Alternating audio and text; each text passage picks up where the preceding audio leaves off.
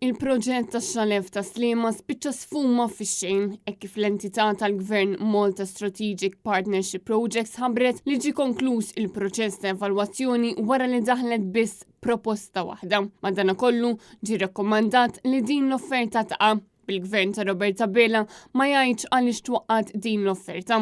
Il-proġett tax-xalef fiż-żona ta' Qarriddut f'Taslima kien tħabbar pompa kbira mill-Prim Ministru f'Ottubru li għadda. Dan wara li l-Kabinett kien iddeċida li toħroġ sejħa pubblika sabiex is-sit tax-xale ma jibqax fi stat ta' abbandun.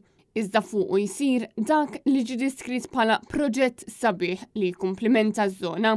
Għalkemm issa minn dan kollu mwiet jidher li mhux se jsir xejn. Intant il-Malta Strategic Partnership Projects ħabbret ukoll li ġie konkluż il-proċess ta' evalwazzjoni tal-proġett ta' riġenerazzjoni tas-siti ta' Evans Building fejn ġew evalwati diversi offerti. L-offerta li qed tiġi rakkomandata għall-awards tal-konċessjoni ta' 65 sena hija dik sottomessa mill-Valletta Luxury Projects li m'offerta hija ta' 1.2 miljun fis-sena li tlaħħaq 78 miljun euro. Is-sit ta' Evans Building ġie identifikat bħala sit importanti li jista' jikkontribwixxi sabiex ikompli jissaħħaħ il-prodott turistiku tal-pajjiż. Fil-fatt, bħala parti mill-pjan ta' riġenerazzjoni tal-Belt Valletta, l-MSPP ħadmet fuq studji intensivi sabiex tevalwa il-fattibilità tar-riabilitazzjoni ta' dan is-sit li jinbidel f'akkomodazzjoni turistika ta' kwalità għolja. Din il-binja fil-Belt Valletta għandha element ta' wirt kulturali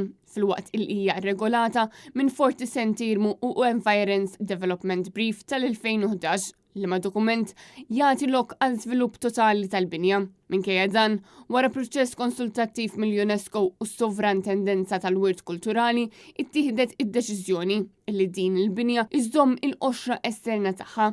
Issa dan il-proġett se jkun qed jitressaq quddiem il-Parlament.